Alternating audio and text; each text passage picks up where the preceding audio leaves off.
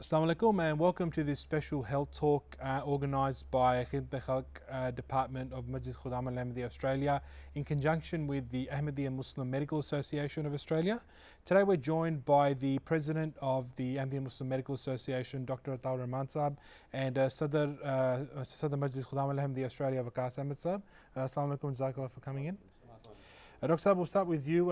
Inside of the current the climate with COVID-19, what are some of the symptoms that we can look for? Actually, we are very lucky in a way that 80% people or population, they got only very mild symptoms, like mild fever, cough, or the sneeze. And then about 14% or 50% population, they have more than that. They have high fever, they may have difficulty in breathing, they may have a chest infection, and they look more sick than the mild symptoms. And then we have people who are severely infected and they are really unwell, where they need to go to intensive care unit. And these are those people who are elderly. Statistics shows that they are mostly aged between 45 to 65. So most people are above 60, 65 who need to go to intensive care unit. And also they need, they have other associated conditions, like they have diabetes, they have blood pressure, and other heart condition, or their immune system is compromised. So most people, they have 80% population, they have very mild symptoms. Okay, that's good. So obviously, as we walked in this today, we use hand sanitizer. We've tried to maintain that 1.5 metre distance that the government's implemented. Why is that important? Why is that so important to follow? Yeah, I think the 1.5 metre distance come from the statistics as well. When we sneeze or cough, it's because a droplet infection is spread by cough or by sneezing. The normally droplets, they stay in the air for 6 feet or 2 meters, and then they do not linger off.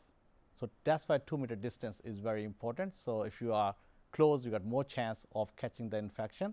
If you are more than 2 meters away, chances are less. So Sab, in relation to precautions that we can take, just a bit of insight as to what Hazur's mentioned as well in his Friday sermon last Friday. What can the Khadim do and what can the Jamaat do? I think in this situation, the Department of Khidmat Khalq has probably got to be the most active department. And all Khudam, wherever they are, they need to play a significant role in helping people, not only in Jamaat but outside Jamaat. That involves their neighbours, their colleagues at work, students or people that they know, students' grandparents, colleagues' grandparents. As Dr. Saab just mentioned, that it's the elderly who are more at risk. However, the young people shouldn't take this for granted as well. I heard this morning the assistant chief health officer of New South Wales say that the young people are not really following the instructions as much as they should.